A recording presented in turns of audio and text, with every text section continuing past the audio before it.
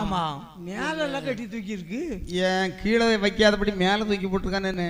சின்னவனா இருந்தா ஞானம் உள்ள வந்தா நீ பக்கத்துல வந்து பாக்குற போது கண்ணு தெரியாது. ஐயோ கண்ணு தெரியாது. ஆமா இவங்க ரெண்டு பேரையும் நம்ம லேசா ஏமாத்திட்டு போயிடலாம். கண்ணு தெரிஞ்சவனே ஏமாத்திடும். நீ பக்கத்துல போய் அப்பா தண்ணி குடிங்க, எம்மா தண்ணி குடிங்க. யாரப்பா நீ? உங்க பையன் தான். இல்லையே இல்லையே எம்மவன் சத்தம் இல்லையே. எங்க பையனா தண்ணி கொண்டு வாயில தருவானே குடிக்கட்டு. நல்ல தருவாய்ப்போம்.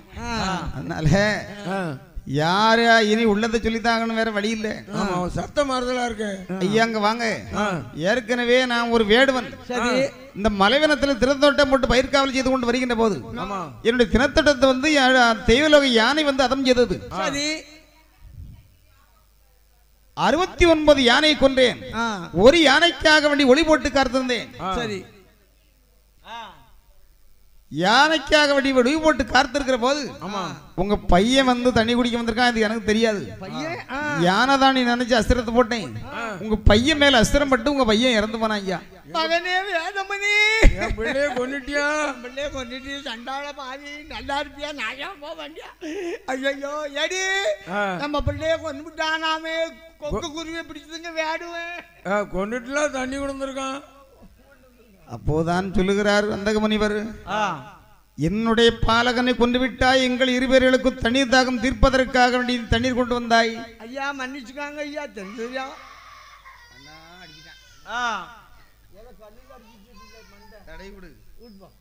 அதனால ஏண்டா வேடுவா, என்னுடைய பாலகனை கொண்டுவிட்டு தண்ணீர் கொண்டு வந்திருக்கிறாய்.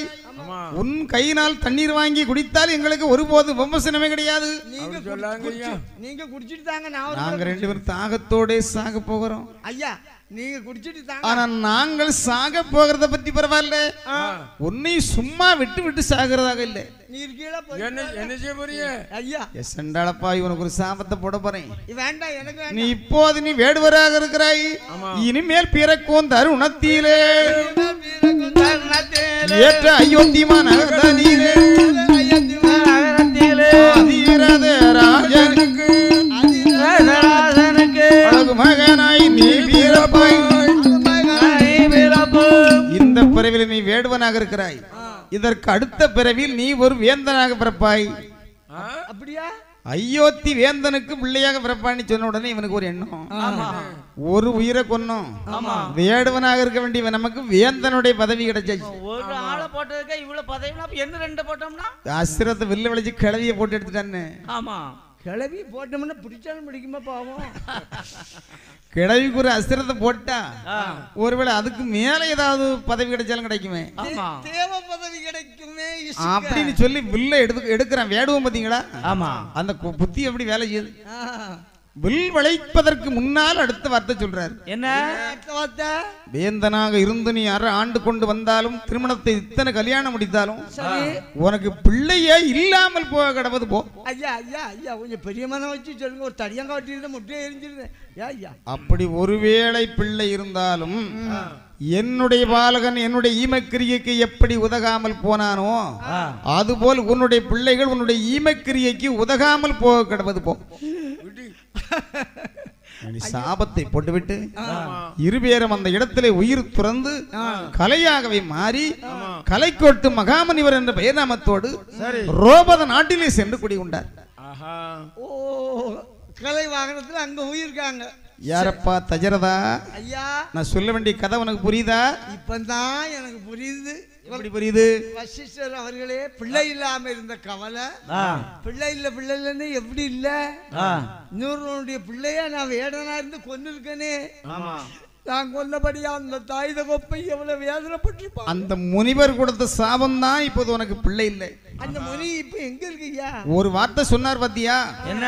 ஒரு வேளை பிள்ளை இருந்தாலும் நீ ஒரு முற்றுப்புள்ளி வைத்தாரே, இந்த முற்றுப்புள்ளியின் காரணமாகத்தான் உனக்கு பிள்ளை இருந்தால் இருந்தபடி அல்லன்னா இல்ல இல்ல. அப்படி வேண்டுமானாலும் சும்மா இருந்தா பிள்ளை கிடைக்காது. சும்மா இருந்தா ஜோத்துக்கு நஷ்டம். என்ன செய்யலாம்? உனக்கு சாபம் கொடுத்த முனிவர் கலைக்கோட்டு மகாமுனிவராக இருக்கிறார் ரூபத நாட்டிலே. சரி அவரை சென்று அழைத்து கொண்டு வந்து அவருடைய தலைமையிலே நீ ஒரு புத்திரகாமேசி யாக ஒன்று நடத்த வேண்டும். அப்ப யார அனுப்பினா அவர் வருவார் ஐயா? பெண்கள் கலையில் ரசனையில் கூடியவர் முனிவர். ஓ ரசனை கவனிக்கிறவர். நடனக்கலைகளை அனுப்பணும்னு சொன்னா ஒரு வேளை வந்தாலும் வருவார். அப்ப நடன மாதிரி தானே அனுப்பணும், சாதாரணமான பெண்களை அனுப்ப முடியாது. அனுப்பி கூப்பிட முடியாது என்று இந்த முனிவராகி வதிஷ்டர் ஏலகால அரம்பை என்று 2 பெண்களை பிறவி செய்தார். ஏலகால அரம்பை. சரி பெண்களே, சுவாமி ரோபத நாட்டில் இருக்க வேண்டிய கலைக்கோட்டு மகாமனியருடைய முன்னாலே சென்று, ஆனால் எத்தனையோ கலைகள் இருந்தாலும் அவருடைய சைஸ் கொஞ்சம் வித்தியாசமா இருக்கும். எப்படி இருப்பாரு? மேலெல்லாம் பொன்னிறமா இருக்கும், குழம்புகள் தங்கமா இருக்கும், அது வெள்ளி நிறமா இருக்கும். அவருடைய கொம்பு வந்து தங்க நிறத்தில் இருக்கும். ஐயோ கொம்பு. அதை பார்த்து நீங்க அவருடைய முன்னாலே சென்று நடனமாடி அந்த முனிவரை அழைத்து கொண்டு வாருங்கள் என்று இந்த 2 பெண்களை பிறவி செய்து அனுப்ப வேண்டிய ஒரு நேரத்திலேயே இந்த முனிவருடைய சொல் கேட்டு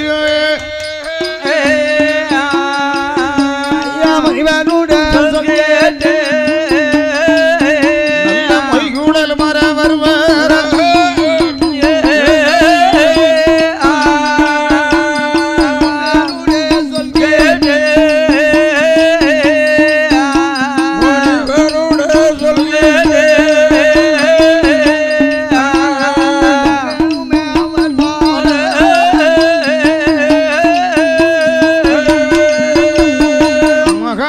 சொல்லை கேட்டு பெண்கள் 2 பேர்களும் அயோத்தி மாநகரை கடந்து நேரே எங்கே வருகின்றார் என்று பாருங்கள். எங்கே? ரோபத நாட்டிலேயே குடிகொண்டிருக்க வேண்டிய கலைக்கோட்டு மகாமுனிவருடைய முன்னாலே வந்து நடன கொலைகள் புரிந்தார்கள். நடனங்கள் ஆடுகின்ற போது கண்ணிலே கண்டார், அதாவது கலைக்கோட்டு மகாமுனிவர். பெண்களே, ஐயா நீங்கள் 2 பேர்களும் யார் எங்கிருந்து வந்திருக்கிறீர்கள்? நாங்க நடன பெண்கள் அயோத்தியிலிருந்து வரோம். அப்படியானா இங்க வந்து ஆடுறீங்க, உங்க ஆட்டம் பாக்குறது ரொம்ப அழகா இருக்குது. நல்ல முறைப்படி ஆடுவோம் பாத்துக்காங்க. ஆமா ஆமா ஆமா. இந்த ஆடல் பாடலை கண்ட உடனே அந்த பெண்கள் சொல்றாங்க, மகாமுனிவரே நாங்க 2 பேரும் இங்க ஆடுறோம், எங்க நாட்டுக்கு நீங்க வந்தீங்கன்னு சொன்னா அங்க ஏகப்பட்ட நடன மாதிரிலாம் இருக்காங்க. உங்க நாட்டுல ஆமா ஏகப்பட்ட கலைகளை நீங்க பார்த்து ரசிக்கலாம். இதோட பெரிய பெரிய கலைகளை ரசிக்கலான்னு சொன்ன உடனே இவருக்கு ஒரு ஆசை உண்டாயிடுச்சு. ஆசை உண்டாகி இந்த பெண்கள் சர்க்கரை பாலை கலைக்கு அப்படியே தெளித்தார்கள். எதுல தெளிக்கா? புல்லிலே. இதை மேய்ந்து மேய்ந்து மேய்ந்து இந்த பெண்கள் கலைகளை பார்த்து பார்த்து இந்த முனிவர் எங்கே வருகின்றார் என்று பாருங்கள். அந்த அயோத்தி மாநகர்தானிலே நகர்தானி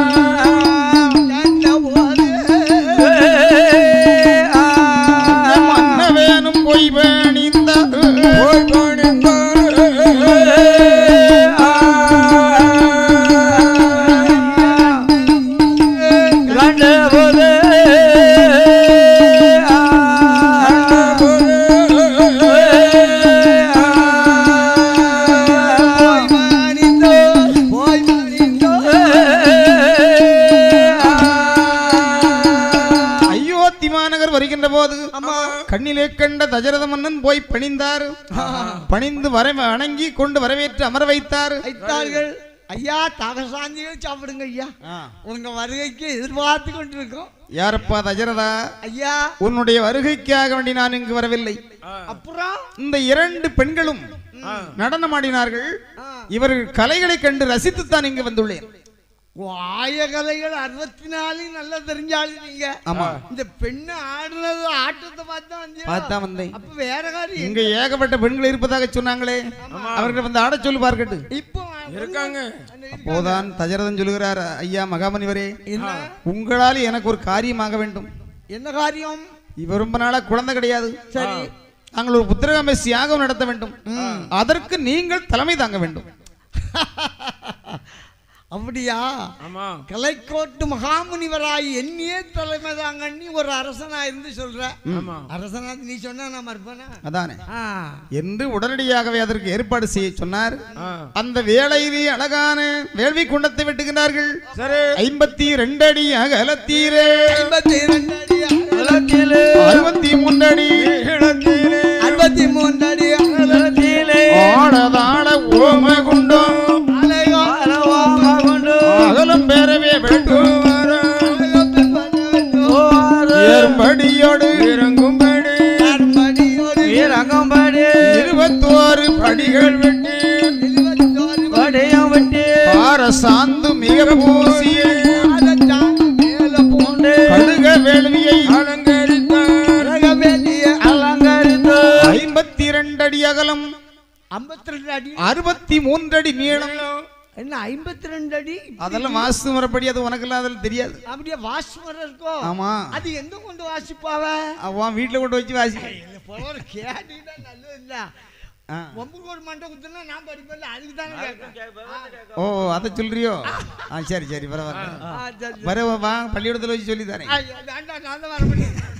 21 அடி ஆழம், அடிக்கு ஒரு படி கட்டி கார சாந்து மிக பூசி அழகாகவே மாக்கோலம் மஞ்சள் கோலம் போட்டு அதை அலங்காரங்கள் செய்து அதற்கு வேண்டிய விறகு வெட்டுவதற்காக வேண்டி வந்தாரை சந்தன சோலையது தனிலே,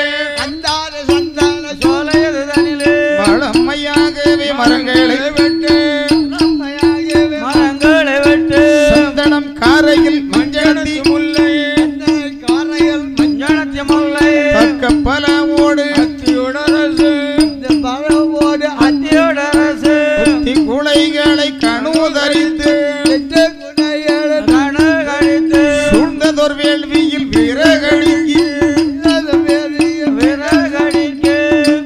அதுல என்ன செய்யறாங்க நீ பாருங்க.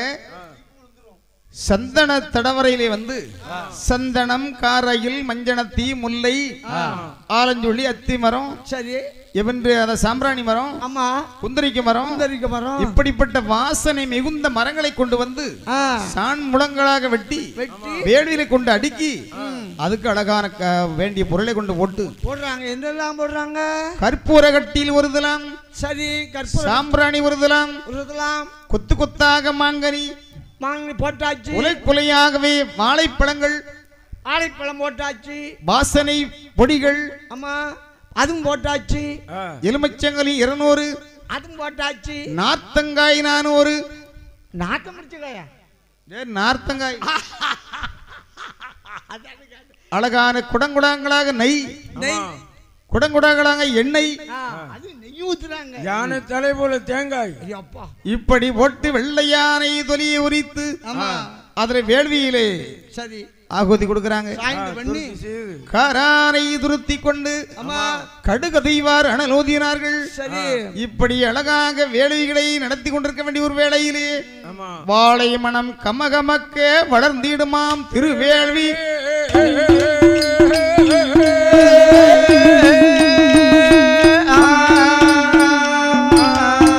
இப்படி அழகாக அரசாண்டு, அதாவது இந்த அரசனாக இருக்க வேண்டிய மன்னன் அழகான வேள்வி குழிகளை முனிவர்களை வைத்து வேள்வி செய்கிறார். ஆமா, ரைட், அழகா தயார் பண்ணி இப்படி வேள்விகள் செய்து கொண்டு இருக்க வேண்டிய ஒரு வேளையிலே நல்ல இலங்கை நகரான அதிலே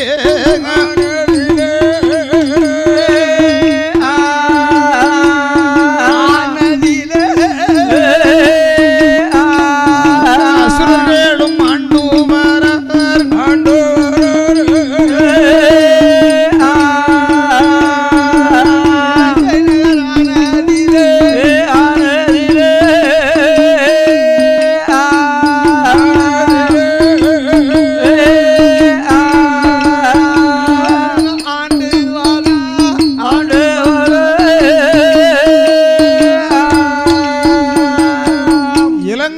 நகரில் மாலி சுமாலி மாலிவான் என்று அண்ணன் தம்பி 3 பேர். மாலி சுமாலி மாலிவான், இந்த 3 பேர்களும் அந்த இலங்கை மாநகரை அரசாண்டு கொண்டு வருகின்றார்கள். முதல்ல அவர்களுடைய குலம் அரக்கர் குலம். அவனர்களும் இப்படி ஆண்டு கொண்டு வருகின்ற போது அரக்கன் சும்மா இருப்பானோ?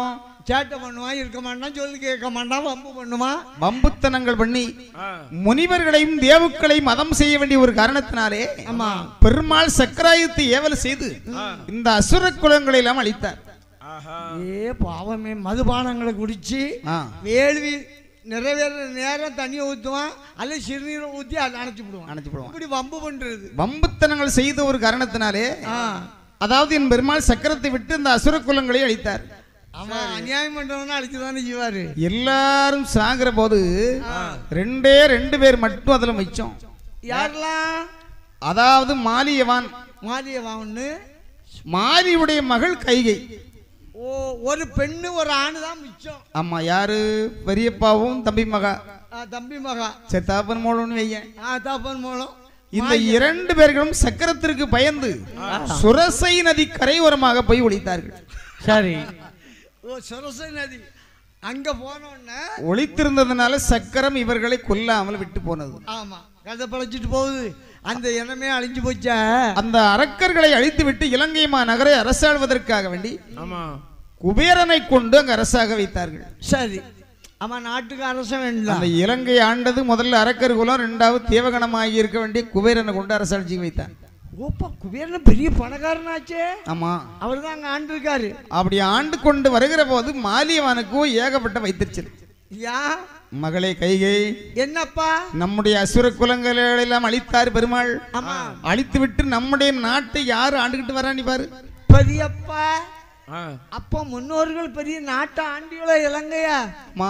இப்போ ஒரு குபேரங்கிறாள், குபேரன் ஆண்டு கொண்டு வருகிறான். சரி, உன்னால் நம்முடைய குலங்கள் விருத்தியாக வேண்டும். என்னால எப்படி அப்பா முடியும்? அதோ இருக்க வேண்டிய மகாமேரு பர்வதத்திலே விச்சிரமாக முனிவர் பிரம்மனுடைய அம்புசியில பிறந்தவர், அவர் தவம் செய்து கொண்டிருக்கின்றார். அவருடைய முன்னால் சென்று நீ என்ன செய்ய வேண்டும் தெரியுமா? என்ன செய்யணும்? இந்த அசுரகணத்தை மாற்றி அழகான பெண்ணாக கோலத்தை கொண்டு அவர் முன்னால் ஆடி பாடி விளையாடி மகிழ்வித்து அவரால் நீ நம்முடைய சந்ததிகளை பெருக்கிக் கொள்ள வேண்டும். என்ன பெரியப்பா, நான் ஒரு ஆம்பளை விட்டு போய் எப்படி தூச்சப்படுவாங்க அப்படின்னு சொன்ன உடனே இவனும் சரி என்று சம்மதித்து இங்கிருந்து வருகிற போது இவ ஏற்கனவே மாயாஜால வித்தைகள் படித்தவள். அதனால இந்த அரக்கிங்கிற உடலை மாத்தி அழகான பெண்ணு, 32 லட்சம் நம்முடைய பெண்ணாகவே ரூபத்தை கொண்டு கார்மேகம் போன்ற கூந்தல் முனிவருடைய முன்னால் இன்று இந்த பெண்ணாகிய கைகையானவள் அவள் ஆடுகிறாள் பாடுகிறாள்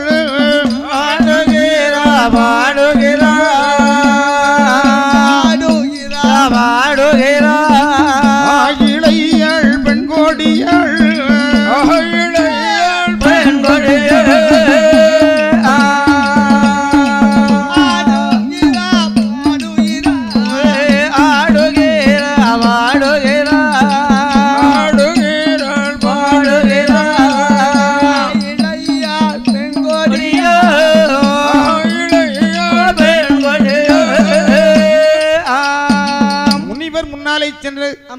நறுமணங்களை மேனியிலே பூசி முனிவருடைய முன்னாலே நின்று இவள் ஆடுகிறாள். அத்தர் சம்வாது சார்ந்து நைட்டு சென்று தெளிச்சு மல்லிகை பூ வச்சு தச்சம் தத்திக்கிட்டா ஆடுறான். ஆடிக்கொண்டு இருக்கின்ற போது இந்த வாசம் வந்து முனிவருடைய நாசிலே அருது. தவன் இருக்கிறாரு, வாசனை நாசியில் ஏறிய உடனே தவஞ்சேர முனிவர் கண் விழித்து பார்த்தார். சரி, கண்ணை விழித்து பார்த்தார் இல்லையா, பின்னால பெண்ணு என்ன மகரந்தமான வாட மனாத்து கிடக்கு ஏன் அம்மா என்று பெண்ணை கண்டவுடனே அந்த பெண் பேரில் மோகத்தை கொண்டார்.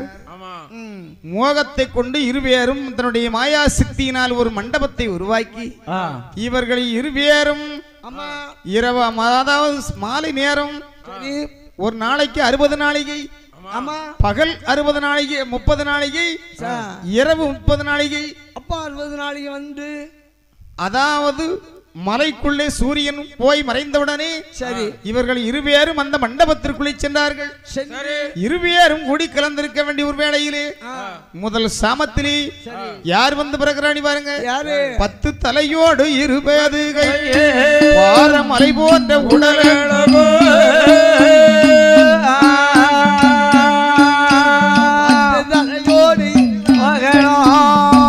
மலை போன்ற உடல்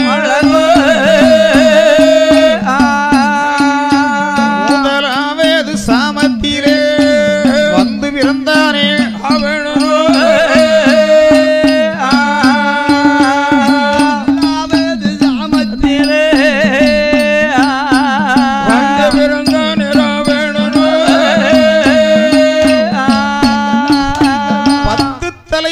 கரமுடைய ராவணன் முதலாவது சாமத்திலே வந்து பிறந்தான். ராவணன் பிறக்கிற போது பல துளி வேர்வையில் வந்து பிறந்தது. 40 வெள்ளம் படைகள். அம்மா நெழு நெழு 40 வெள்ளம். இரண்டாவது சாமத்தில் குன்று நல்ல மலை போலே கும்பகர்ணனும் தான் வீரன் நல்ல மலை போலே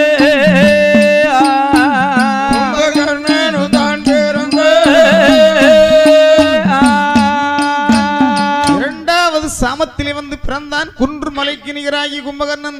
ஆமா, ஊக்கமான உடல், பாறை மலை போல சரீரம். குண்டு மலைன்னா கும்பகர்ணன் வந்து பிறந்துட்டான். கும்பகர்ணன் பிறந்தான். அவன் கூட அவன் பிறக்கிற போது கொஞ்சம் படைகள். மூன்றாவது சாமத்திலே வந்து பிறந்தான் நல்லவனாகிய விபூஷணன். நாலாவது சாமத்திலே வந்து பிறந்தான் நாசகாலியாகி சூர்பனகி. சண்டாளி நாலாங்காலி நாலாசாமத்தில் மீனாட்சி அம்மா பிறந்து மீனாட்சி அம்மா பிறந்து தடுமாடியாச்சே.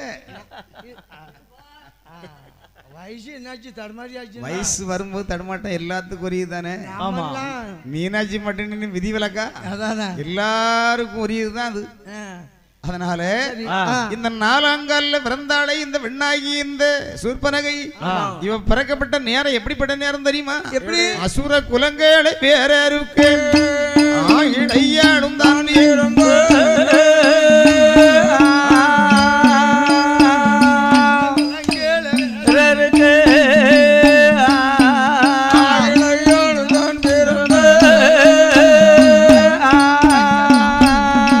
அசுர குலங்களை வேறு அறுக்கவை வந்து பிறந்தவள் இந்த சூர்பனகை. இவளால தான் இந்த அரக்கர்களுக்கெல்லாம் அழிவு.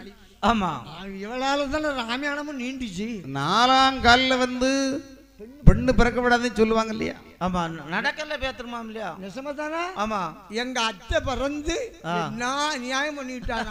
யாரு? எங்க அப்பா சொல்லுவார் அப்படி. 4வது பிறந்தா நாசமா ஆக்கிவிட்டாங்க எங்க குடும்பத்தை. அப்படி சரி. உனக்கு நாலாங்கல்ல எதுவும் பிள்ளை பிறந்துச்சப்பட்ட பிள்ளை? நாலாங்கல்ல எனக்கு ஒண்ணும் அப்படி இல்ல. நான் பிறந்த உடனே என் தாய் மாமன் 4 பேரையும் முறிச்சு தின்னுபிட்டேன் குடும்பங்களுக்கு. எங்க அத்தை சொல்லுவா, அன்னைக்கு இவனத்துக்கு தண்ணியில போடாம பாக்கியம் வளர்த்துட்டு வந்திருக்காள, 4 பேரையும் கொண்டுட்டானம்மா. சரிதான். அப்படிமா என்கிட்ட பேச கூட மாட்டாளுவேன். 4 பேர்களும் வந்து பிறந்த உடனே நேரமோ விடிந்தது. சரி. சூரியனை கண்டவுடனே முனிவருக்கு வந்து சுய எண்ணம் வந்தது. அவர் கானகத்திலே போய் தவத்து போயிட்டார். சரி. அப்போது ராவணன் தாயிடத்தில் வந்து கிடக்கிறான். அம்மா மகனே, எங்களை இவ்வளவு பேர்களையும் பிறை செய்திருக்கிறாய், எங்க அப்பா எங்க? உங்க அப்பா நீங்க 1-2 பேரா பிறந்திருக்கிய. முதல்ல நீ பிறக்கிற வரைக்கும் இருந்தாரு. 2வது 3வது இருந்தாரு. அதுக்கு பிறகு அடிச்சு பரண்டு ஒரு நாள் இன்னும் வரல. அப்போதான் சொல்லுகிறாள் கைகை, மகனே நான் சொல்வதை கேள். உங்க அப்பா விச்சிரவாக முனிவர் தான், அவர் தவத்து போய்விட்டார். அவர் இங்கே வரப்போறதில்லை. ஆனா உன்னை சொல்றேன் கேளு. நம்முடைய குலம் அசுர குலம். அசுர குலங்களுக்கு தலைவனாக இருப்பது பிரம்மதேவன். ஆகையினால் நீ பிரம்மனை நாடி தவத்தை செய்து வேண்டிய வரங்களை பெற்று நம்முடைய நாடு இலங்கைமா நகர். அதை இப்ப ஆண்டு கொண்டு வர்றது குபேரன். குபேரனை ஓட ஓட அடிச்சு விரட்டி அந்த நாட்டை நீ அரசாட்சி செய்ய வேண்டும்.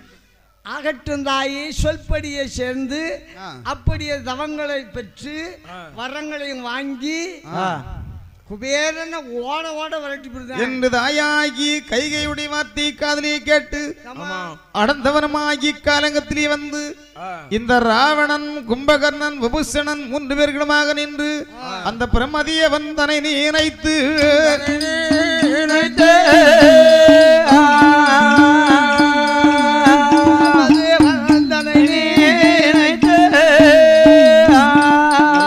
பிரபலமாய் தவமீருந்தான்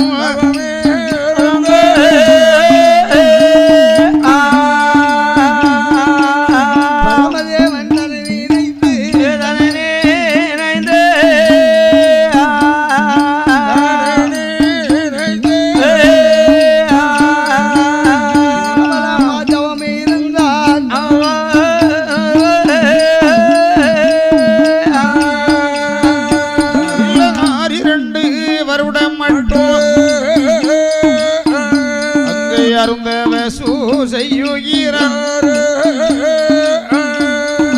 தவம் இருக்கும் வேளையிலே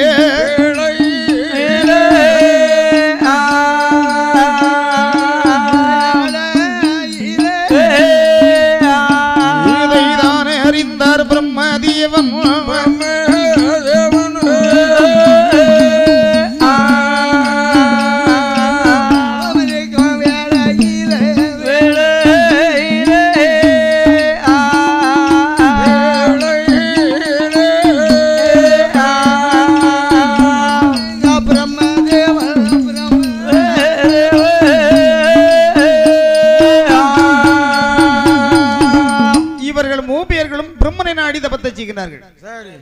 தபம் செய்கிற போது எல்லாரும் தவம் செய்தா கண்ண மூடி தவம் செய்வான். ஆனா இவன் என்ன செய்யறான் தெரியுமா? கொஞ்ச நாள் தபத்தை செய்தான், பிரம்மன் வரவில்லை. ஒரு வஞ்சாக்கினை வளர்த்து ஒரு நாள் ஒன்றுக்கு 2 கரமும் ஒரு தலையை வெட்டி என்று வேள்வியில போட்டு இந்த ரத்தத்தை வாரி எண்ணெயாக ஊற்றி தவம் செய்யறான் இந்த ராவணன். ஏ பாவமே, நம்ம ஒரு கஷ்டகாலம் வந்தா முட்டையே போடுவோம். ஆமா, அது ஒரு ஞாபகத்தை செய்வோம். ஆமா, அது ஒரு குத்து விளக்கு வாங்கி வைப்போம், அது ஒரு கடையத்தை வாங்கி போடுவோம் யாமிக்கு. ஆமா, அவன் என்ன தலையும் வெட்டி கையையும் வெட்டி போட்டு ரத்தத்தை ஊத்திருக்கான் பாருங்க. 9 தலை 18 கரங்களை வெட்டி போட்டான். பிரம்மன் வரவில்லை. 10வது தலையை வெட்டுவதற்காக வேண்டி வாளாயுதத்தை உருகினான். பிரம்மதேவன் முன்னால வந்து தோற்றமளித்தார். ஏ அப்பா, ஆமா 10 தலையும் வெட்டிருக்காங்க, 9 தலையும் வெட்டிருக்காங்க. வலிக்கும்ல? வலிக்கத்தான் செய்யும். ரத்தம் வருமா? ரத்தம் வரத்தான் செய்யும். அதெல்லாம் தாங்கணும் இல்லையா? சொல்லவே பயமா இருக்கா, கேட்கவே பயமா இருக்கா. எப்படி நம்மளும் செய்யா? இப்ப உள்ள பையனோட பாத்திருக்கியா நீ? கைய வர அவளும் கோடாதான் இருக்கும். ஆமா, பிளேட வச்சு அறுத்து வச்சிருக்கானுல, அப்ப அது வலிக்காதோ? சொன்னப்ப பிளேட வச்சு அறுத்து வைக்கா அவன்கிட்ட தான் கேட்கணும். நாளைக்கு ஒருத்தர் கண்டனே இல்லையோ, அப்போ உனக்கும் கையில அறுத்து பாக்குறியா? இல்ல, அப்போ வலிக்கும். நமக்கு சின்ன வயசுல இருக்கு. இந்த பையனும் இப்போ பிளேட வச்சு அறுக்கிறானே, இப்ப ராவணையான் தலையை வெட்டி கொண்டு போட மாட்டான். காதலி கிடைக்கலன்னு இப்பதான் தெரிஞ்சு வச்சிருக்காள் என்னல்ல. அதனால இந்த பிரம்மதேவன் வந்து முன்னால வந்து தோற்றமளித்தார். சரி, யாரப்பா ராவணா? சுவாமி, இவ்வளவு கொடூரமாக என்ன நாடி தபம் செய்கின்றாய், உனக்கு என்ன வர வேண்டும் என்று கேள். எனக்கு வரம் நல்ல வரம். அப்போதான் கேட்கிறான் இந்த ராவணன். பாட்டா பிரம்மதேவன், எனக்கு தாங்கள் என்ன வரம் கொடுக்க வேண்டும் தெரியுமா? இப்போது வெட்டி வெட்டி வேள்வியிலே போட்டேனே, இருந்த அருந்த சிரமேது முளைக்கே வேணும், அருந்த கரங்க எழுந்தடைக்கே வேணும்.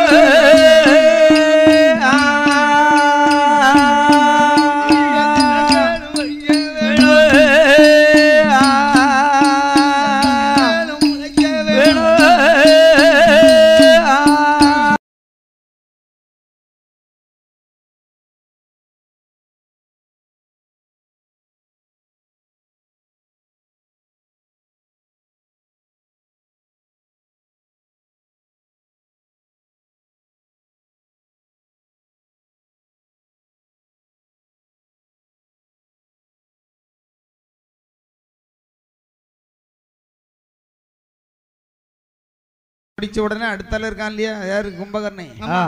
அவங்கிட்ட அவன் என்ன நினைச்சிட்டு இருக்கான் தெரியுமா? நம்ம நித்திய தத்துவம் வாங்கிடணும். ஆமா, அண்ணனோட தாண்டி மேல வாங்கிட்டோன்னு சொன்னா நம்மள இந்த உலகத்துல யாரும் அழிக்க முடியாது. அவன் அப்படியே நினைச்சுக்கிட்டு தான் இது பிரம்மனுக்கு தெரிய வந்தது.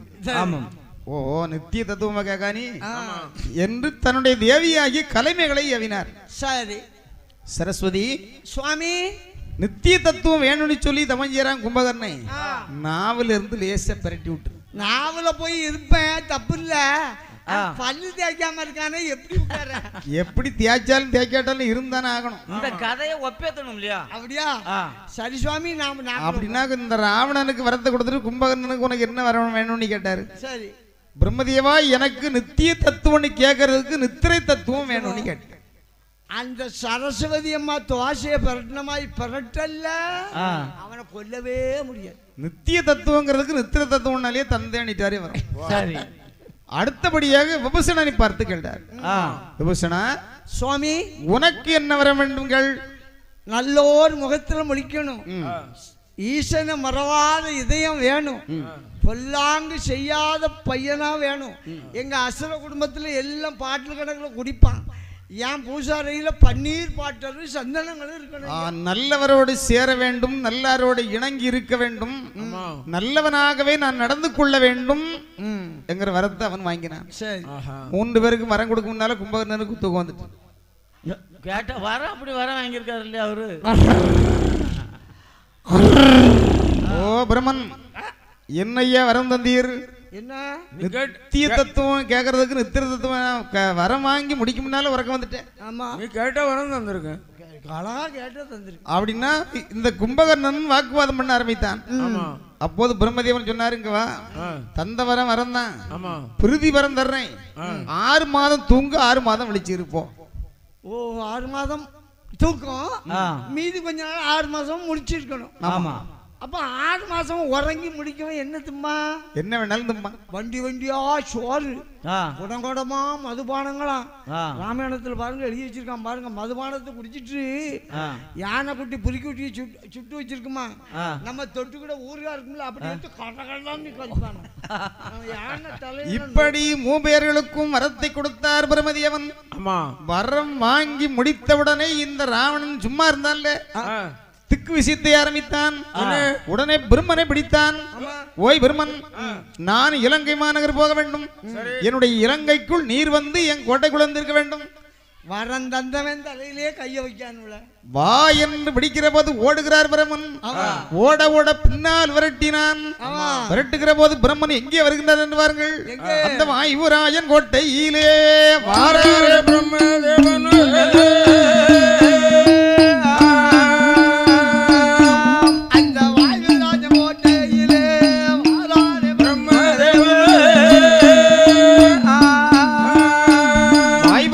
கோட்டைக்கு வருகின்றார். பார்த்தான் வாயுராஜன். பிரம்மதேவன், ஏயா தலைவரைக்கு ஓடி வருகிறீர்? பிரதாப லங்கேஸ்வரன் விரட்டிட்டு வரான்ப்பா. ஓடி வர்றானா? இங்க இரு, நான் பாத்துக்கிட்டேன். நீ அடைக்கலம் கொடுத்தான் வாயுராஜன். வருகின்றான் ராவணன். ஓய் வாயு, யாரையா இந்த பிரம்மதேவனுக்கு வந்தாரா? வந்தாரு. ஆனா ஏன் இப்போ அவரை என் கையில பிடிச்சு கொடு. அது தர முடியாது. குடுப்பியா? முடியாது. நீ வாயுவுக்கு ஒரு போடு போட்டான். அடி பொறுக்க முடியாமல் வாயு ஓடுகிறார். வாயுவுக்கு முன்னால பிரம்மன் ஓடுகிறார். 2 பேரும் எங்கே வருகின்றார் என்று பாருங்கள். அந்த வருணனுட கோட்டையிலே வாராரே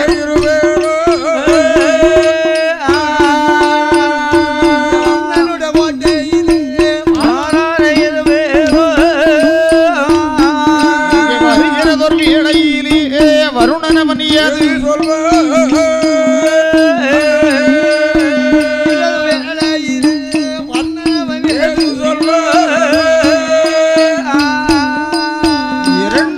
வர்ணபகவானுடைய கோட்டைக்குள்ளே வந்தார்கள். சரி, வர்ணன் 2 பேருக்கும் அடைக்கலம் கொடுத்தான். வந்த வேகத்துல வர்ணனுக்கு ஒரு போடு போட்டான். ஆமா, அடிச்சு அடியில 3 பேர் விழுந்து ஓடுறான். 3 பேரும் ஓடி நேரே குபேரன் இருக்க வேண்டிய இலங்கை மாநகருக்குள்ளாக வந்தார்கள். இலங்கைக்குள்ள வந்து குபேரன் இடத்துல வந்து நடந்த கதையை சொன்னார் பிரம்மன். எப்பங்கவா, அவனுடைய நாடு இந்த இலங்கை. இனி நாம இதை போட்டு நீ என் முன்னால வந்துரு. நாம எல்லாரும் தேவகணம், அது அசுரகணம், நம்ம தேவநாடு போயிருவோம். அந்த நாட்டை அவன் அரசாண்டு போட்டு நீ சொன்ன உடனே மந்திரியாகிய மகோதரனை குபேரன் நிறுத்தி வைத்தான். இந்த மகாராஜா நான் என்ன செய்யணும்? நீ முன்னால வந்தானா வந்த உடனே விரட்டுவான். அதனால நான் உன்னை சொல்றேன் கேளு. ஓடி வர்றான் ராவணே, நாங்க எல்லாரும் தேவநாட்டுக்கு போறோம். வர வேண்டியவன அவன் காலில் விழுந்து மறித்து அவனுக்கு நீ சில உபதேசங்கள் சொல்ல வேண்டிய மந்திரியாக இருந்து என்ன செய்யணுமோ செய்து அவனை ஜுவாலியை முடிச்சிட்டு வா. ஐயா, நல்ல பாதையில கூட்டிட்டு போகாம கெட்ட பாதையில எல்லாம் கூட்டிட்டு போய் இந்த ராவணனை சின்ன நம்ம சாபம் வாங்கி கொடுத்து சட்னியா ஆக்கி வச்சிருக்கேன். நீங்க திங்க வந்திருக்க. நல்லவனா இருந்தா இருந்துட்டு போட்டு அவனுக்கு உபதேசம் சொல்லு. கெட்டவனா மாறிட்டான்னு சொன்னா அழிக்கிறதுக்கு வழி தேடிட்டு வா. அவன் கொலப்பெருமா மாற மாட்டான் ஐயா என்று மந்திரியாகிய மகோதரனை உட்கார வைத்து விட்டு இவங்க எல்லாரும் தேவநாடு போயிட்டான். சரி, அப்போது வருகிறான் ராவணன். ராவணன் வருகிற போது பார்த்தான் மந்திரியாகிய மகோதரன். மகாராஜ பிரபு வாழ்க, பிரதாப லங்கேஸ்வரன் வாழ்க, ராவண பிரபு வாழ்க, வாழ்க வாழ்க வாழ்க வாழ்க வாழ்க வாழ்க. நீ சத்தம் போட்ட உடனே அவனுக்கு ஐசா குளிர்ந்துட்டான். சிலவனுக்கு புகழ்ந்து பேசினா தான் அவனுக்கு சந்தோஷம் வரும். சில பேருக்கு தன்னை புகழ்ந்தா பிடிக்காது, ஆ. சில பேருக்கு தன்னை புகழ்ந்து பேசினா தான் அவனுக்கு பிடிக்கும். ஆமா ஆமா, அழகாக காக்குள்ள அல்வாயும் 2 டீ வாங்கி தராங்களா, குடிங்க குடிங்க, புகழ்ந்து பேசணும். ஆமா. அப்படி உடனே புகழ்ந்து பேசிய உடனே யாரங்க யாரப்பானி? ஐயா நான் தான் மந்திரி. உன் பெயர்? என் பேரு மகோதரன். யாருடைய மந்திரி நீ? நான் அந்த குபேரனுக்கு மந்திரியா இருந்தேன். அவர் எங்க? அவன் என்ன மனுஷன் ஐயா, உங்க பேரை கேட்டதுதான். உன் பேரை கேட்டோன்னு அடிச்சு பண்ணிட்டு ஓடிட்டான். விழுந்து போயிட்டான், ஓடிட்டாரு. என்ன நீங்க தான் அரசன், நான் தான் மந்திரி, ஆமா, ஆமா. இந்த இலங்கைக்கு நீங்க தான் அதிபதிங்கிறத சொல்லிட்டான். சொல்லி ஏற்பாடு பண்ணிட்டான். ஏற்பாடு பண்ண உடனே தன்னுடைய தம்பியாகிய கும்பகர்ணன், விபூஷணன், சூர்பனகை, தன்னுடன் பிறந்த படைகள் எல்லோரையும் அழைத்து கொண்டு வந்து இலங்கை நகரிலே சிம்மாசனத்திலே அமர்ந்து சிறப்பாகவே ராவணன் அரசாட்சி செய்து கொண்டு வருகிறார். ராவண ஆட்சி நடந்துகிட்டு இருக்கு, மந்திரி மகோதரன் கெடுத்துக்கிட்டு இருக்கான். அது நடக்குது. அது நடக்கத்தான் செய்யும், அரசின் இருந்தா அப்படி இருக்கத்தான் செய்யும். ஆமா. அப்படி நடந்து கொண்டிருக்கின்ற போது, அதாவது அந்த கோட்டை வாசல்ல வந்து குபேரனுடைய ரதம் புஷ்ப ரதம் இருக்குது. ஓ, புஷ்பரதம். அது நல்லா ஓடுமோ? இந்த புஷ்பரதத்தை பார்த்தான் ராவணன். மந்திரி மகோதரா, மகாராஜா, இந்த புஷ்பரதம் யாரு கூடியது? குபேரன் வச்சிருந்தது ஐயா. அந்த ரதம் தான் விரட்டுன்னு எல்லாம் போட்டுட்டு ரதத்தை போட்டு ஓடிட்டான்னு. அப்படின்னா இதனுடைய தன்மை என்ன? தன்மை தானே. அது மேல அமர்ந்து நல்ல ஒழுக்கமா அமர்ந்து கும்பிட்டு வணங்கி இருந்தோம்னா அது போற இடத்துக்கு உடனே இதுல ஏறி உட்கார்ந்தவனு சொன்னா கைலாச மரம் வர போகும். சரி, அங்க இருந்து இங்க வரும் ஏன்னு சொன்னா அதனுடைய பெருமை. சரி, அப்ப நான் ஏறி அமர்ந்தால் இந்த ரதம் கைலாச மலைக்கு போகுமா போகாதா? குபேரன் எங்க புத்தாளன், நீங்க பிரதாப லங்கேஸ்வரன், நீங்க எரிந்த 1000 மைல் வேகத்துல பறக்குமே. அப்படின்னா உடனே அந்த புஷ்பரதத்தில் ஏறி அமர்ந்தான். அப்படி ஏறி அமர்ந்திருக்கின்ற போது இந்த புஷ்பரதம் நேரே கைலாச மலை அடிவாரம் வரைக்கும் போனது. நல்ல கேட்டுடுங்க, கைலாச மலை அடிவாரம். அதாவது குபேரன் போகிற போது கைலாச மலைக்கு போயிரும். அவன் தேவகணம், இவன் யாரு? அரக்கன். இந்த அசுரகணம் உடையவனாக இருப்பதனால அவன் போன உடனே அடிவாரத்துல போய் நின்றுட்டு இவன் ஆட்டுக்கறியை தின்னுட்டு குடியாம அதுல இருப்பானே. போன ஆண்டவன் பார்க்க முடியுமா? முடியாது. நல்ல கேட்டுடுங்க. இந்த அடிவாரத்தில் நின்ற உடனே ராவணனுக்கு ஒரு எண்ணம். என்ன? நாம் இப்பேற்பட்டவன், ஆமா, வச்சிர திரேகமுட உடையவன், பெரிய பலம் பெற்றவன், இப்பேற்பட்ட நாம் இந்த ஈசனுடைய கைலாச மலைக்கு ஏன் போக முடியல? அதானே, ரத்தம் வேலை செய்ய மாட்டேக்கா. நம்ம இந்த ரதம் தான் ரிப்பேர் ஆயிட்டோம். இது இருந்தா இருந்துட்டு போட்டு. ஆமா, நாம் அந்த கைலாச மலை நம்ம இலங்கைக்கு கொண்டு போயிட்டானே, தூக்கி கொண்டு போயிட வேண்டியது. ஆண்டவன் அங்க வரமாட்டாரா என்ன? இன்னொரு பக்கத்துல உட்கார்ந்து அப்படியே கொஞ்சம் மணலை பறித்தானா. எலி பறிச்ச மாதிரி பறிக்கான். பறித்து இடது கரை புஜத்தை கொடுத்து அப்படி கைலாச மலை அப்படி ஒரு அசை. பாவமே, அந்த புஜம் கொண்டு அசைக்கிற போது கைலாச மலையில் அசையாத சிவமே அசைந்ததா. பார்வதிக்கு சிவனுக்கும் பிணக்கு ஊடல்ல இருந்திருக்காம 2 பேரும் பேசாம சாமி பார்வதி சண்டை போட்டா அப்படி பாத்துக்கிடுங்க. அப்படிதான் இருக்கணும். மனைவி உடனே அவன் அன்னைக்கு ஒரு நாள் காத்து மாறி போட்டுச்சு. அத்தா செத்தவள. அது போல அசையாத சிவம் அசைந்தவுடனே பராசக்தி கேட்கிறாள், சுவாமி அசையாத சிவம் அசைய வேண்டிய காரணம் என்ன? அங்க ஒருத்தையும் இந்த வேலை பண்ணிக்கிட்டு இருக்கான். இலங்கேஸ்வரனாகிய ராவணன் இப்போது மலை அசைக்கிறான். இப்போது பார் என்று இடது கால் பெருவிரலை கொண்டு நீட்டுகிறார் ஈண்டவன். ஆண்டவனாகிய மகாதேவன் வந்து இடது கால் பெருவிரலை கொண்டு அப்படியே பூமியில ஒரு அமிழ்த்துகிற போது அந்த மலை அசைந்தது. ராவணன் எங்க விழுந்தான் தெரியுமா? 7ஆம் நரகத்துக்கும் பால் நரகத்துக்கும் விழுந்துட்டான். நினப்பு பொழப்ப கெடுத்துவிட்டு அங்க அட்டை, தேளு, அரளை, பாம்பு, நீர்நாய், பெரிய பெரிய முதல்ல இப்படி ஏகப்பட்ட மிருகம் கிடந்து அந்த இடத்துல அங்க வந்து அவதிப்பட்டுக்கிட்டு இடங்கள்லாம் பிடிச்சு கடிக்குது. தப்பு பண்ணவனெல்லாம் தப்பு பண்ணிட்டு போறவனுக்கெல்லாம் தண்டனை அங்க. அதுதான் புலவர் அப்பா அங்கதான் கொண்டு போடுவாங்களா? அதெல்லாம் கொண்டு போடு. ஒன்னே அங்க தான் கொண்டு போடுவான் பாத்துக்க.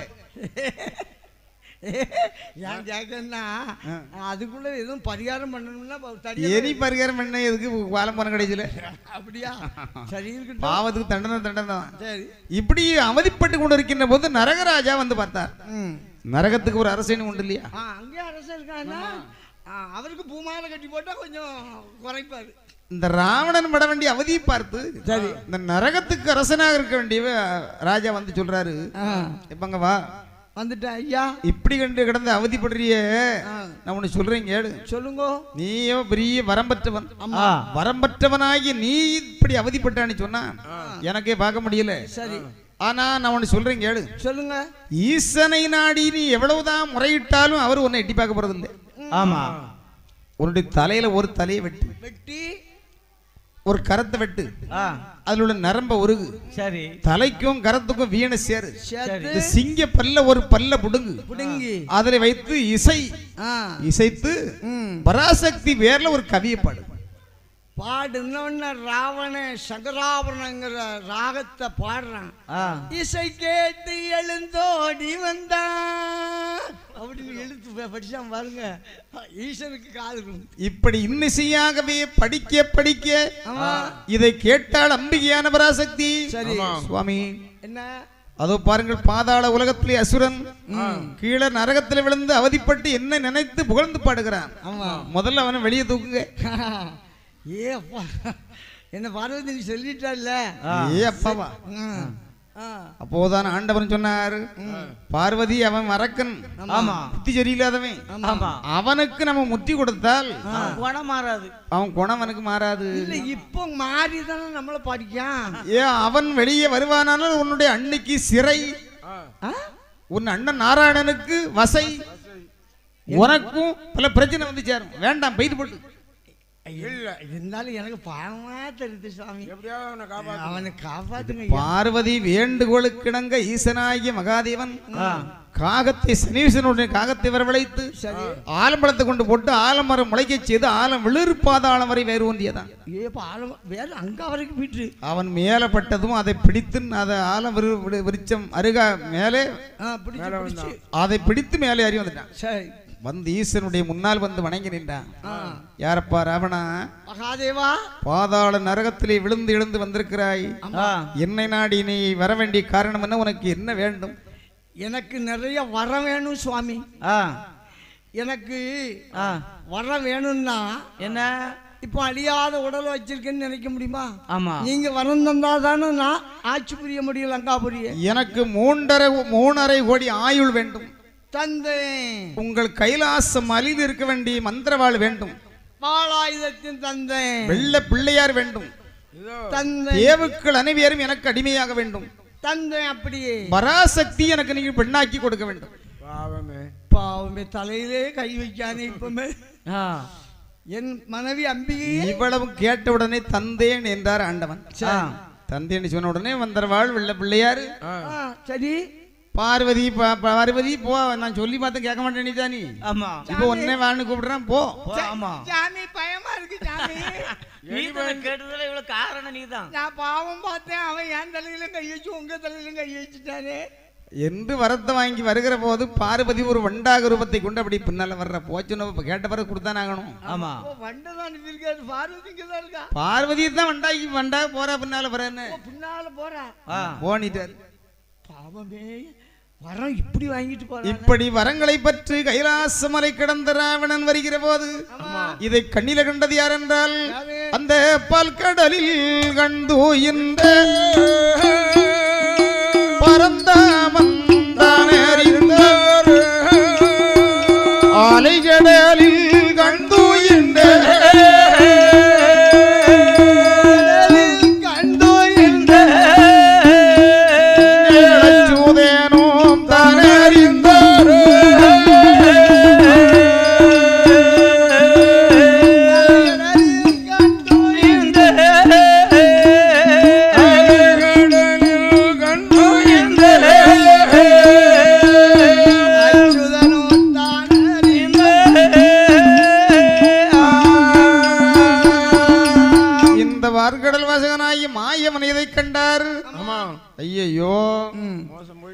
மோசம் போயிட்டு ஆண்டவனாகி மகாதேவன் வரத்தை கொடுத்துட்டாரு.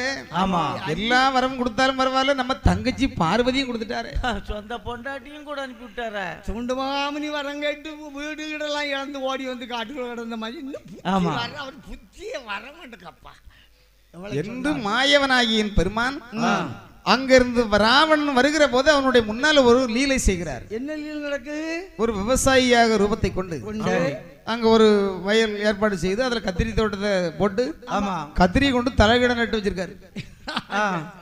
கத்திரிய தலையிட வச்சிருக்கு. தலையிட செடியை நட்டு அது காய் காய்ச்சிக்கிட்டு தான் இருக்கு.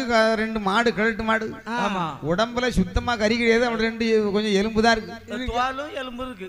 ஆடிக்கிட்டு நிக்கு 2 மாடும். அதுல ஒரு கூனையை கொண்டு போட்டு கமலை போட்டி இறைக்கிற போது அதுல அவ்வளவு தோர இல்லாத இடம் கிடையாது. தாட்டு பூதா ஓட்ட.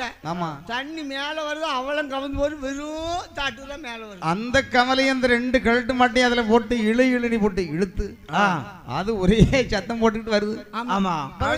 கிணறு வெள்ளத்துல வயல் மேட்டுல பாத்துக்கிடும் தண்ணி ஏறி பாயத்தான் எது கத்திரியும் காய்ச்சிக்கிட்டு தான் இருக்கு. நடந்துகிட்டு தான் இருக்கு.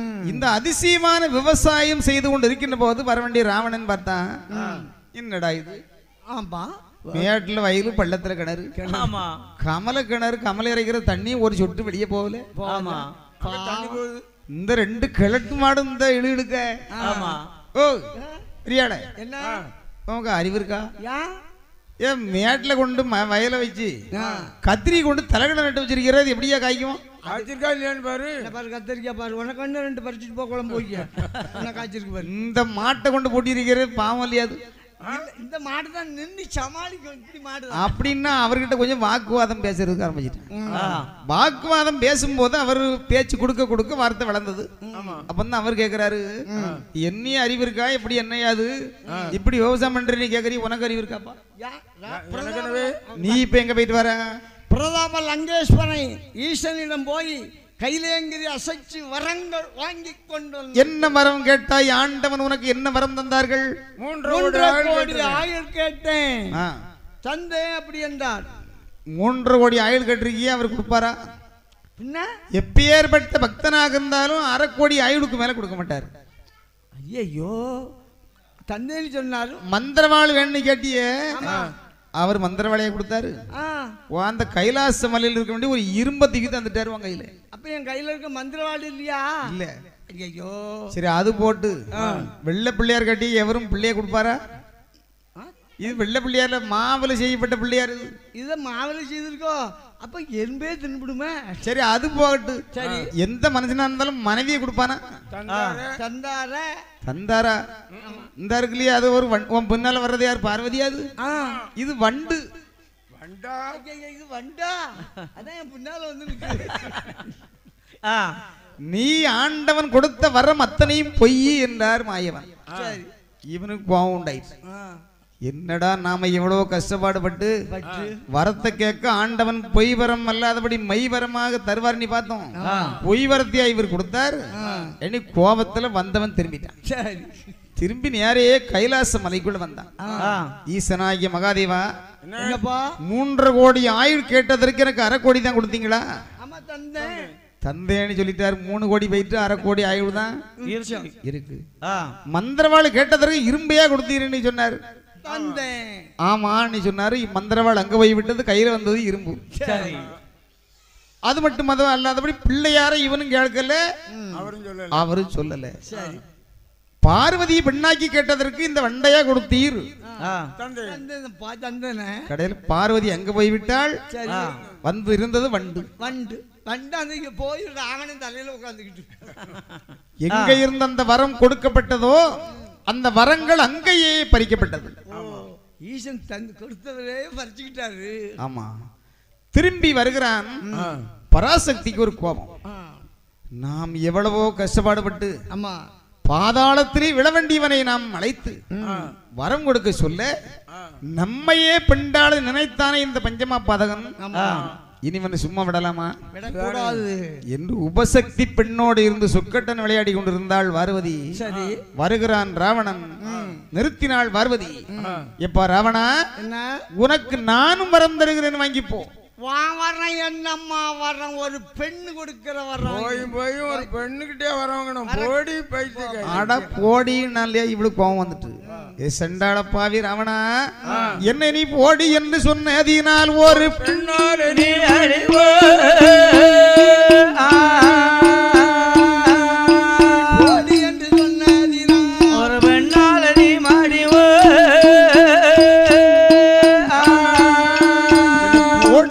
சொன்னபடினால் என்னை போல ஒரு பெண்ணாய் நீ மடிந்து போக கடவுது போ எண்ணி சாபத்தை போட்டான். இவன் அதை கேட்பானா? கேட்கல. அதை விட்டு கடந்து வர்றான். கடந்து வருகிற போது இங்க இருந்தது யாரு? நந்திதேவர் வாசல்ல உட்கார்ந்துருக்காரு. என் மாமியார் வீடுன்னு நினைச்சு வந்துட்டு போறானோ இல்ல வாராம் போறான். ராவணா கொஞ்சம் நெல்லு. எங்க போயிட்டு வர? ஈசனிடம்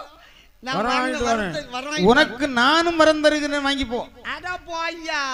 போய் ஒரு குரங்குகிட்டே வாங்கணும். குரங்கு முகத்தோட ஏன்னு சொன்னா இவருக்கு முகம் வந்து மாட்டு முகம். இத பார்த்த உடனே இவனுக்கு பரிகாசம் ஆயிடுச்சு. குரங்குன்னு நினைச்சிட்டான். பரிகாசம் பண்ணி சொல்றேன். போய் இந்த குரங்கு வாங்கிட்டே வர வாங்கணும்னு கேட்டான் இல்லையா?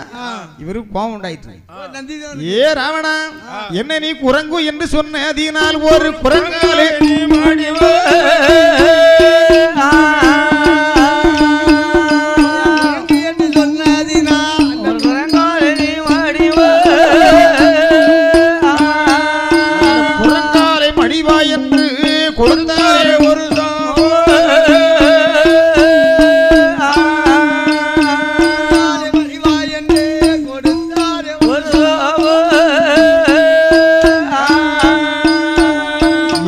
குரங்கு என்று நீ சொன்னபடினால் என்றாவது ஒரு நாள் குரங்கால் நீ மடிந்து போவாய்.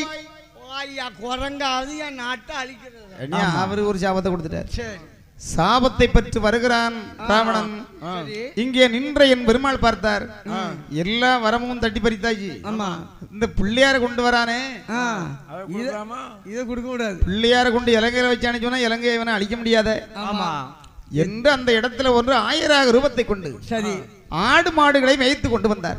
சரி ஒரு தடிக்கம்ப ஊனி ஒரு தோல் பையும் போட்டுக்கிட்டு தலப்பா கட்டிக்கிட்டு நிக்காரு காட்டுக்குள்ள. வரும்போது வாய்வு வர்ணன் இருவியரையும் ஏவினார். சரி ஏ வாய்வு என்ன இங்க வா. வந்துட்டேன். இந்த ராவணன் ஒரு நேரத்துல என்ன அடி போட்டு அடிச்சா அவங்கள இன்னும் மாறல அடி அடிச்சு அடி. இந்த அடி உங்க முதுகுல இருக்குன்னு சொன்னா நீங்க 2 பேரும் போய் அவனை ஒரு பரட்டு பரட்டிருங்க. எப்படி பரட்டணுங்க? வயிற்றுக்குள்ள போங்க. சரி போய் வயிற்ற கலக்கி தெரியாதா வாய்வும் வரணும்னு சேர்ந்தா என்ன ஆகும்? வாயு வரணும் சேர்ந்தா வயிறுக்கு இப்படியே நீட்டு வரும். ஆமா ஆமா இறங்காது கீழே. 2 பேரும் வயிற்ற கலக்கிட்டு இருக்காங்க. வயிற்றுக்குள்ள போய் வயிற்ற கலக்கிரு கொட்டா கட்டா கட்டா கட்டான்னு கேக்கு. ராவணன் யோசிக்கா பிள்ளையாரும் கையில இருக்காரு. கட்ட கட்டா கட்ட கட்டாங்க என் வாய்வும் வரணும் செய்ய வேண்டிய வேலை இவனுக்கு தாங்க முடியல. ஆமா அப்ப தான் அக்கம் பக்கம் பாக்குறான். இவரு மாடு மேய்த்து கொண்டு இருக்கிறாரு பெருமாள். சரி 1000 ரூபத்தை கொண்டு ஐயா போனாரு. என்ன என்னப்பா இங்க வாரோம். என்ன வயிற்று கொஞ்சம் சரியில்லை. சரி இந்த பிள்ளையார கொஞ்சம் கையில வச்சுக்கிடுங்க. மாடு அங்கங்க போயிடும். மாடு போயிடும்பா. நீதான் கொண்டு போ. கொஞ்சம் கையில வச்சுக்கிடுங்க ஐயா உடனே வந்துருவேன். அப்பா அவரு சொன்னாரு இப்பாங்க வா என் மாடு கொஞ்சம் தப்புனா என் கண்ணு ஊட்டி உடனே அங்க வெளியே அடுத்த வயல போய் அறி விழுந்துரும். தோட்டக்காரன் எங்களை விட மாட்டான். சிக்கலாயிரும். ஆமா அதனால ஒண்ணு சொல்றேன் கேளு. 3 சத்தம் போடுவேன். அதுக்குள்ள நீ வந்து பிள்ளையார வாங்கிக்க. ஒரு சத்தம் போடுமுன்னு வந்துருவேன். நான் எப்படி ஆளையா? ஆமா அப்படின்னு கையில கொடுத்துட்டு திரும்பினா இல்லையா? திரும்பியவன் போகும்போது அங்க திரும்பியவன் போகும்போது திருமாலும் சத்தமிட்டு திரும்பியவன் போன போதே திருமாலும் சத்தமிட்டு திரும்பி போக முன்னால ஏ ராவணான்னு ஒரு சத்தம் போட்டார். கொஞ்சம் போடு. அங்க போன உடனே உட்காரு முன்னால ஒரு சத்தம். ஏ 10 தலையாடி சத்தம் போட்டுட்டாரு. உட்கார்ந்தவன் உடனே எந்திரிச்சு வருவானா? வேற செய்தி யாரு உள்ள இருந்து கொஞ்ச நேரத்துல 3வது சத்தம் போட்டார். 3 சத்தம் போட்டதும் பிள்ளையாரை கீழே வைத்து மாயவன் மறைந்தார். சரி பிள்ளையாரை கீழே வச்சுட்டு அவரு போயிட்டார். ராவணன் வந்தான். ஆமா பிள்ளையாரை அசைத்து பார்த்தான். அசைக்க முடியுமா? முடியாது. அதான் நல்ல ஒழுக்கிற மாதிரி வேறு ஊனிக்கிட்டார தூக்கி பார்க்க முடியாது. உடனே அதை விட்டு கடந்தான். இலங்கை மாநகரிலே வந்தான். சரி இந்த சாபத்தை வாங்குறது தான் அங்க போயிருக்காங்க. சரி இவ்வளவு வாங்கல. ஆமா யாரு எந்த இடத்துக்கு போனோம்னு ஒரு இது இருக்கு இல்லையா? விஷத்தை உண்டு இல்ல. விஷத்தை இல்லாம லஞ்சா சீரழிதான். விஷத்தை என்னது?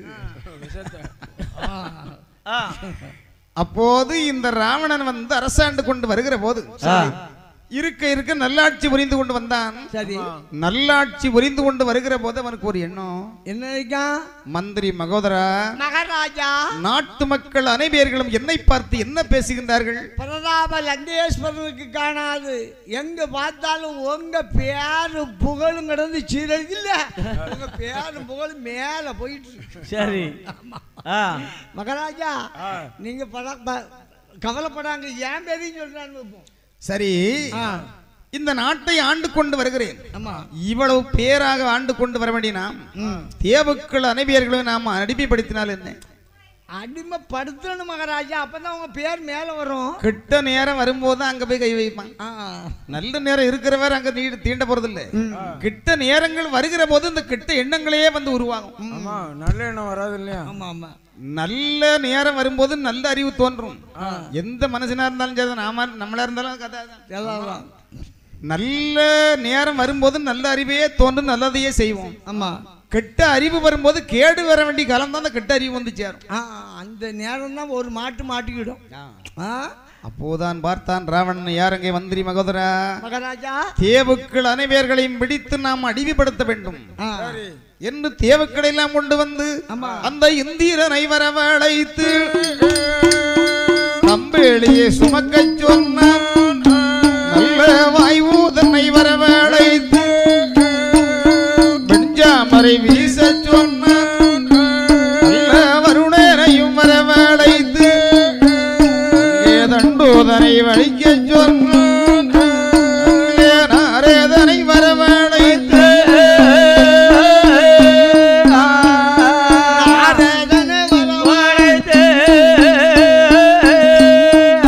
நடந்த செய்தி தன்னை சொல்ல சொன்ன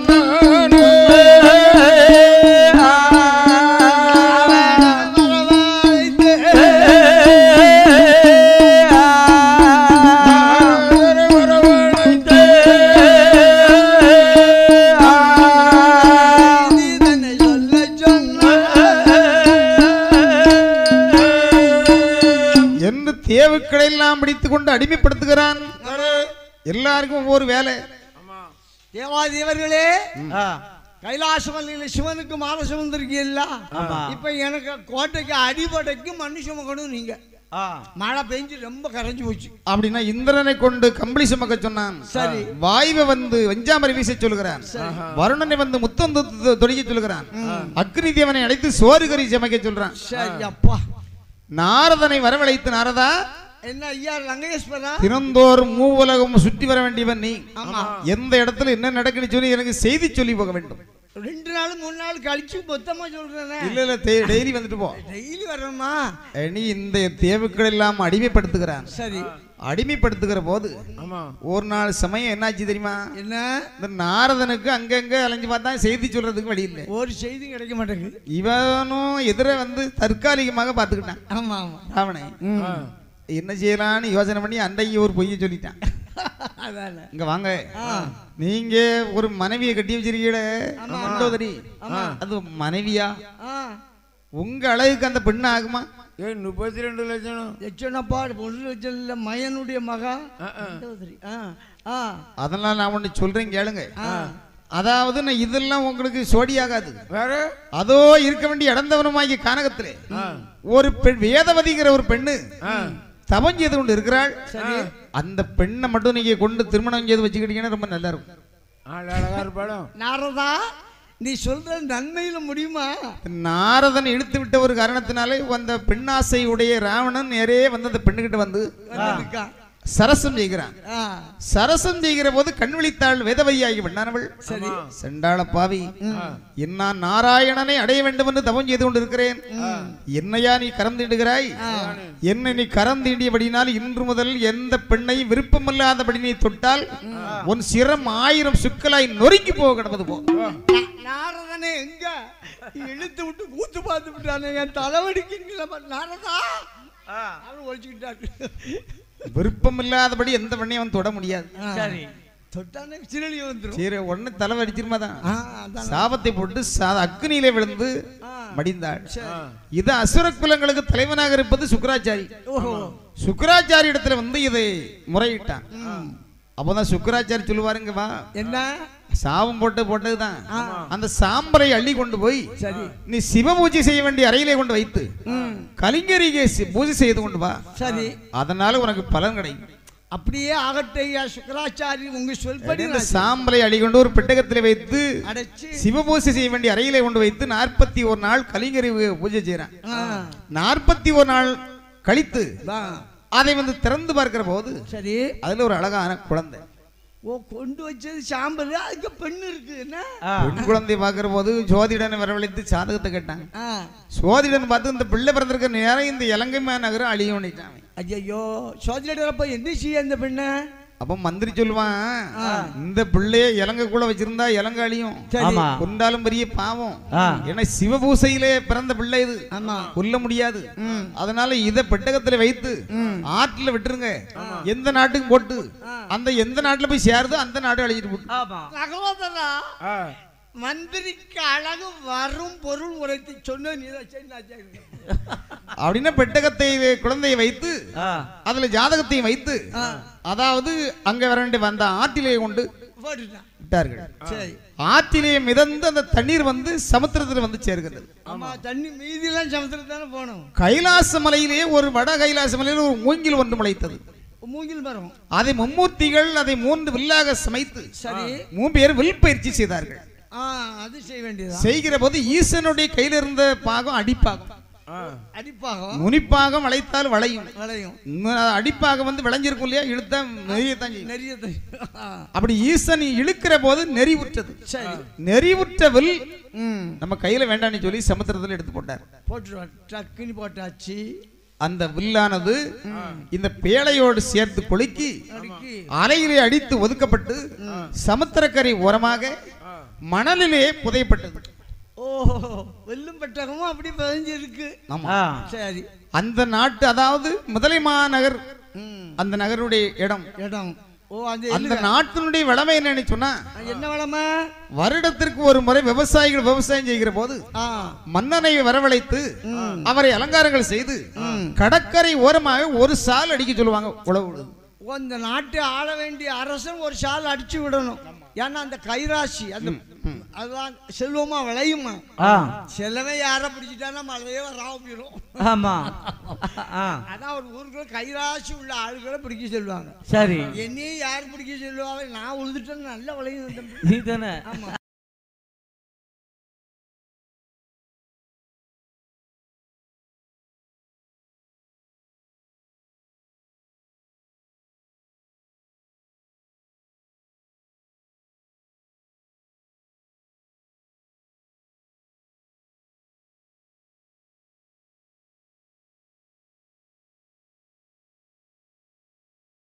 ஆமா அழகுக்கு ஜானகி என்றாலும் அழகுதான் மனோமணி என்றாலும் அழகுதான் அம்மாவுக்கு எத்தனையோ திருநாமம் என்று பெயர் நாமத்தை கொடுத்து ஜனகராஜன் அங்கே வளர்த்தார் அந்த வேளையிலே தேவாதி தேவக்கள் அனைவர்களும் ஈசனாகிய மகாதேவனுடைய முன்னாலே வந்து அடித்தொழுது வணங்குகிறார்கள் பாண்டவனாகிய மகாதேவா செண்டாள பாவியாகிய ராவணன் அவன் செய்யத்தகாத வேலைகள் எல்லாம் செய்கிறான் எங்களை அடிக்க வேண்டிய அடிகளை பார்க்கிற போது ஈசனாகிய மகாதேவா எல்லோருக்கும் பொதுவாக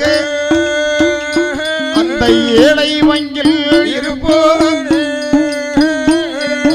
அரக்கன் செய்யும் அடிபொருக்கே முடிவு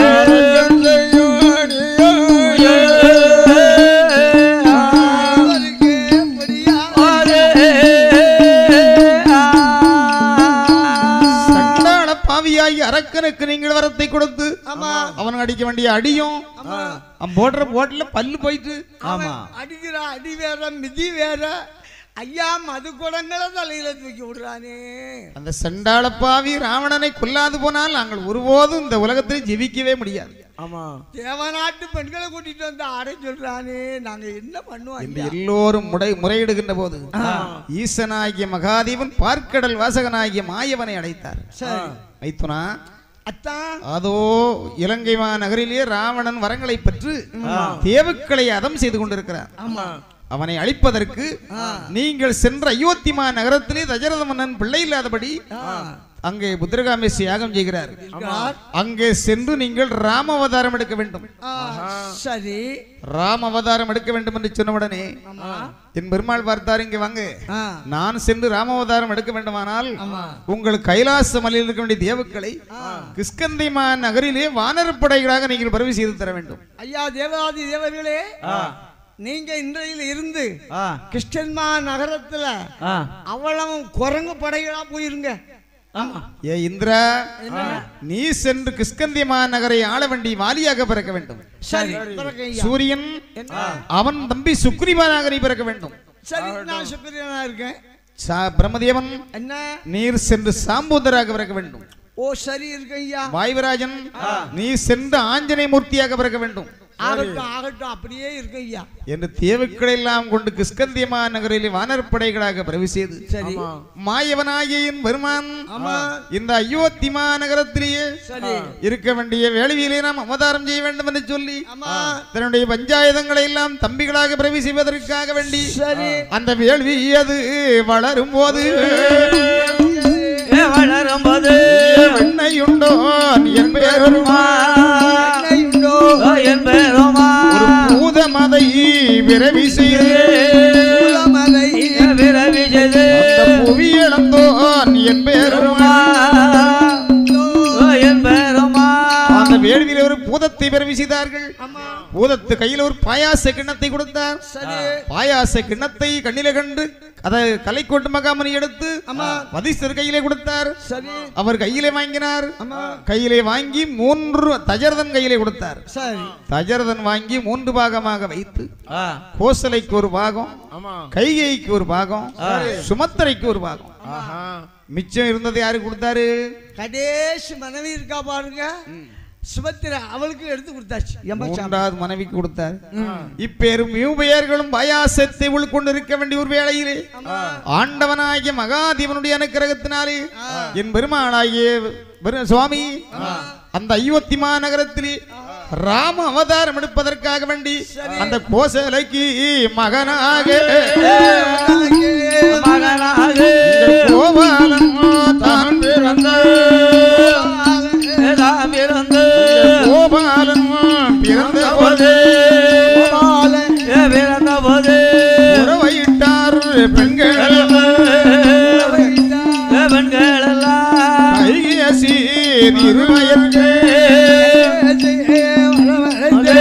புகழ் பெற்ற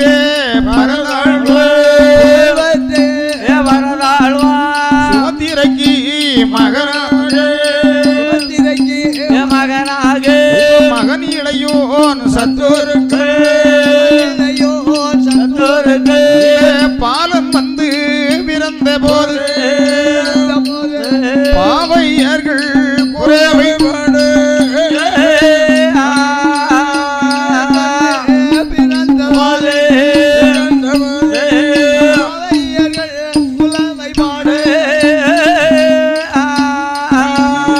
குழந்தை வந்து பிறந்த போது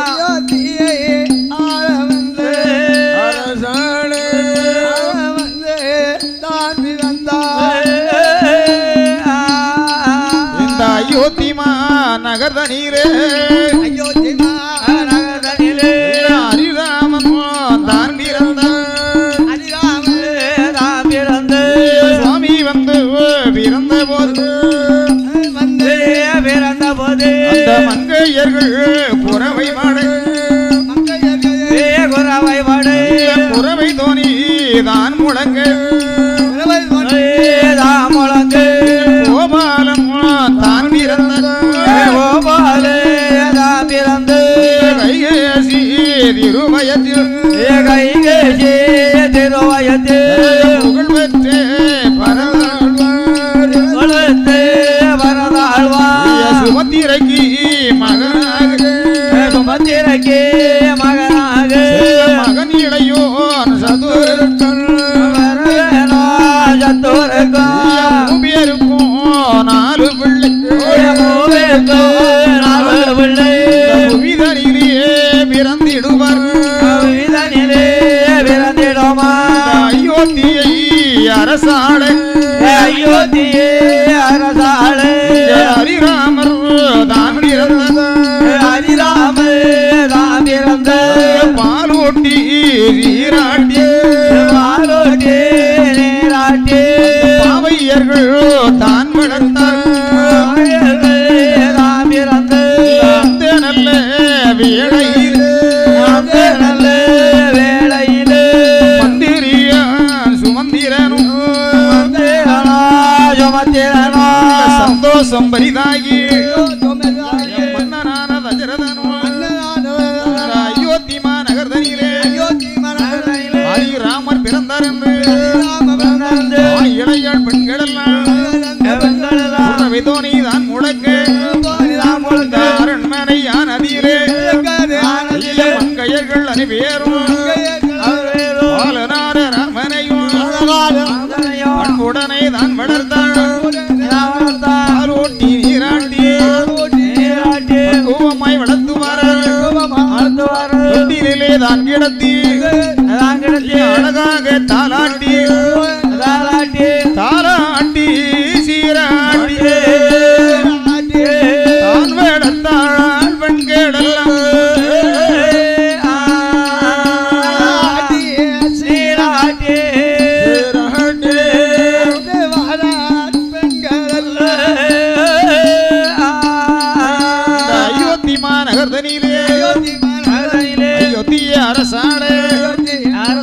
பாலன் வந்து பிறந்தான் என்று மன்னனான தசரதனும் மற்றுமுள்ள பெண்கள் எல்லாம் சந்தோஷம் பரிதாகி இருக்கும் அந்த வேளையிலே அந்த அயோத்தி மாநகரை அரசாள்வதற்காக வேண்டி கோசலைக்கு ராமனும் கைகேயிக்கு பரதனும் சுமத்திரைக்கு லட்சுமணன் சத்துருக்கனாக 3 பேர்களுக்கும் 4 பிள்ளைகளாக பிறந்து வளர்ந்து வார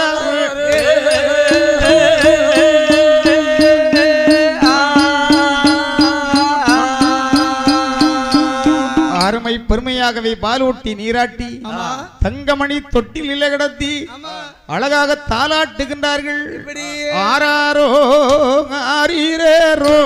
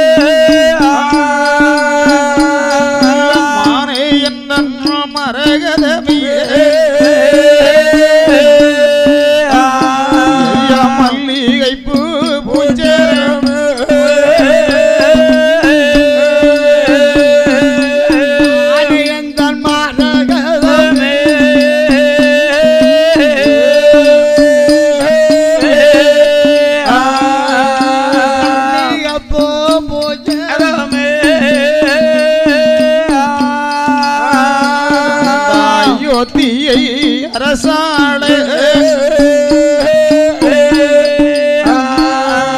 மகனாக பிறந்தேகள்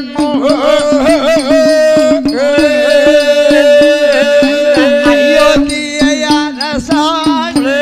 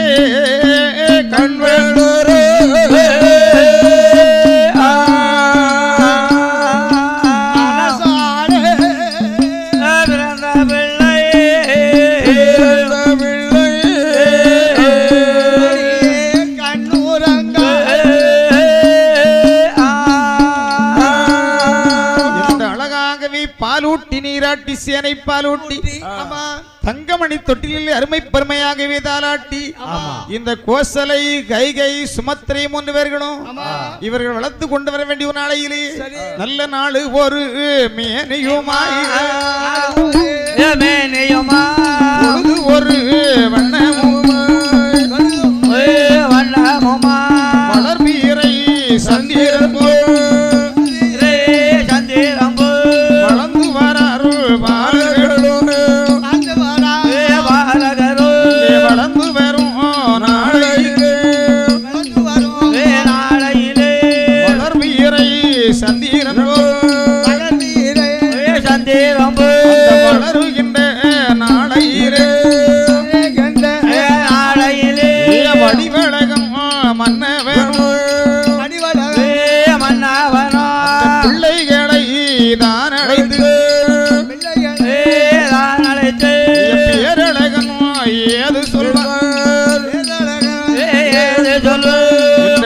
இவர்கள் வளர்த்து கொண்டு வர வேண்டிய நாளையிலே 5 வயதாகியது.